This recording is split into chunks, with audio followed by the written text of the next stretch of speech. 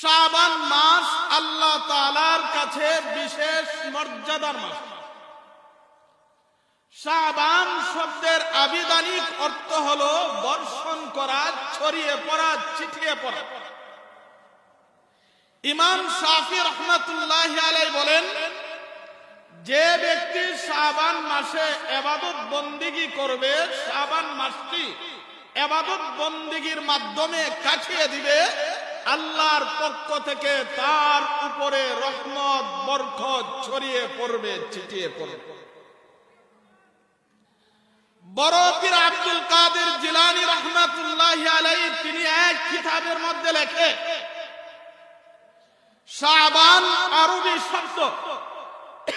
শাবান লিখতে 5টি অক্ষর লাগে, আরবি 5টি হরফ লাগে। তিনি বলেন 5টি হরফ 5টি অর্থ বহন করে। 1 নাম্বার হলো শিন মানে শরাফুন, মর্যাদা, সম্মান। আইন মানে আলা, উলুকুন, উঁচু মর্যাদা।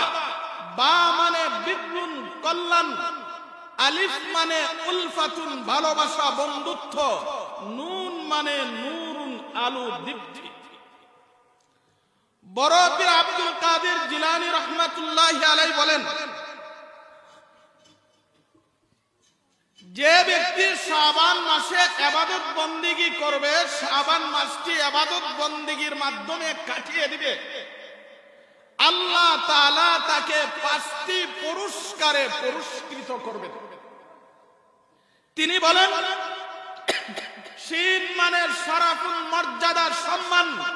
যে ব্যক্তি শাবান মাসে ইবাদত বন্দেগী করবে, আল্লাহ তাআলা তাকে সম্মান দান করবেন, মর্যাদা দান করবেন। আইন মানে আলা, উলুকুন, উঁচু মর্যাদা। যে ব্যক্তি শাবান মাসে ইবাদত বন্দেগী করবে, আল্লাহ তাআলা তাকে উঁচু মর্যাদা দান করবেন। বা মানে বিররুন, কল্যাণ। শাবান মাসে যে ব্যক্তি ইবাদত বন্দেগী করবে, আল্লাহ তাআলা তাকে কল্যাণ দান করবেন। আলিফ মানে উলফাতুন, ভালোবাসা। যে ব্যক্তি শাবান মাসে ইবাদত বন্দেগী করবে, আল্লাহ তাআলা তাকে ভালোবাসবেন, বন্ধু বানিয়ে নেবেন। নুন মানে নূরুন, আলো। যে ব্যক্তি শাবান মাসে ইবাদত বন্দেগী করবে, আল্লাহ তাআলা তাকে নূরান্বিত করে দিবেন।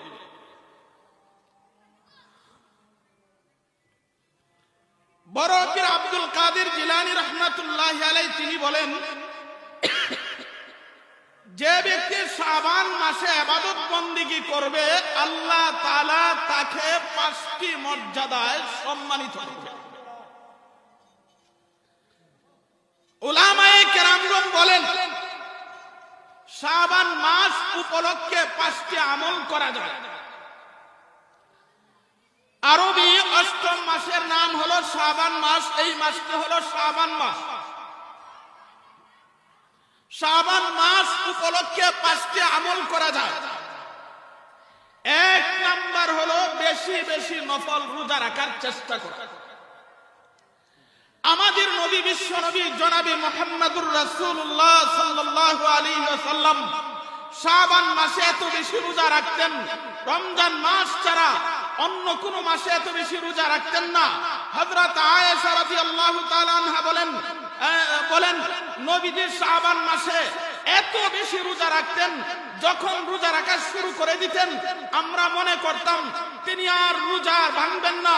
আবার তিনি যখন রোজা থেকে বিরত থাকতেন আমরা মনে করতাম তিনি আর রোজা রাখবেন না। শাবান মাসে আমাদের নবী, বিশ্ব নবী অধিক হারে রোজা রাখতেন। হযরত আয়েশা রাদিয়াল্লাহু তাআলা আনহা আমাদের নবীকে জিজ্ঞাসা করলেন, হে আল্লাহর রাসূল, শাবান মাসে আপনি অধিক হারে রোজা রাখেন কেন? নবীজি বলেন, 2 কারণে শাবান মাসে আমি বেশি বেশি রোজা রাখি। এর মধ্যে একটা কারণ হলো শাবান মাসে 1 বছরের ভিতরে কতজন মানুষ মারা যাবে তার একটা তালিকা লেখা হয়, তার একটা লিস্ট রেখে ফেরেশতাদের হাতে দেওয়া হয়। আমি চাই রোজা রাখা অবস্থায় আমার মৃত্যুর তালিকায় আমার নামটা উঠুক। 2 নাম্বার, নবীজি বলেন শাবান মাসে আমি বেশি বেশি রোজা রাখি। 2 নাম্বার কারণ হলো সামনে হলো মাহে রমাদান। মাহে রমাদানের সম্মান সম্মানার্থে আমি শাবান মাসে বেশি বেশি রোজা রাখি। আমাদের নবী, বিশ্ব নবী শাবান মাসে অধিক হারে রোজা রাখতেন, কিন্তু উম্মতের জন্য নির্দেশ হলো শাবান মাসের একেবারে শেষের দিক দিয়া রোজা না রাখা। কারণ আমাদের নবী, বিশ্ব নবী শারীরিক ভাবে, আধ্যাত্মিক ভাবে আমাদের চাইতে বহু গুণে বেশি শক্তিশালী ছিলেন। আমাদের নবী একাধারে রোজা রাখতে অসুবিধা হয় নাই, কিন্তু আমরা যদি শাবান মাসের শেষের দিক দিয়ে রোজা রেখে দুর্বল হয়ে পড়ি, রমজান মাসে রোজা রাখাটা আমাদের জন্য কষ্টকর হবে। এই জন্য উম্মতের জন্য নির্দেশ হলো শাবান মাসে রোজা রাখবা, তবে প্রথম 10 ভিতরে, দ্বিতীয় 10 ভিতরে একেবারে শেষের দিক দিয়ে রোজা না রাখা। 2 নাম্বার, শাবান মাস উপলক্ষে আমরা যে আমলটা করতে পারি সেটা হলো গত বছরের যদি কাজা রোজা থাকে, বিশেষ করে যে সকল মহিলারা হায়েজের কারণে গত বছর যে রোজাগুলো রাখতে পারে নাই, নেফাসের কারণে গত বছর যে রোজাগুলো রাখতে পারে নাই, অথবা কোনো পুরুষ কোনো উজরের কারণে গত বছর যে রোজাগুলো রাখতে পারে নাই, এখন পর্যন্ত সেই রোজাগুলো কাজা করে নাই, তার জন্য বিধান হলো সামনে যেহেতু মাহে রমাদান আসার আগে আগে তুমি গত বছরের কাজা রোজাগুলো কমপ্লিট করে নাও। এটা হলো 2 নাম্বার আমল। শাবান মাস উপলক্ষে 3 নাম্বার আমল হলো নিজেকে শিরিক এবং হিংসা বিদ্বেষ থেকে পবিত্র করে তোলা।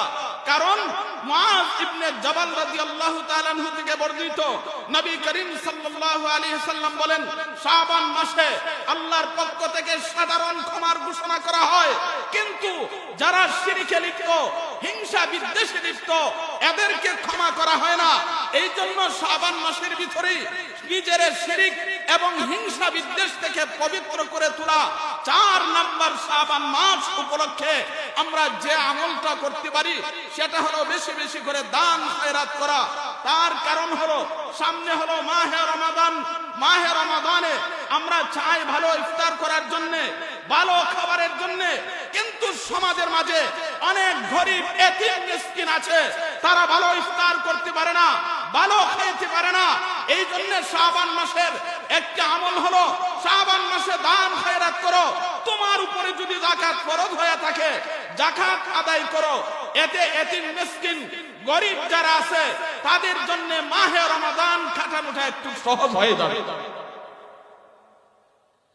5 নাম্বার হলো শাবান মাস উপলক্ষে আমাদের যে আমলটা করতে পারি সেটা হলো, যেহেতু সামনে মাহে রমাদান, এখন থেকে নিজেরে প্রস্তুত করে তোলা, একটা রুটিন করে ফেলা যে মাহে রমাদান মাসটা আমরা কিভাবে কাটাবো।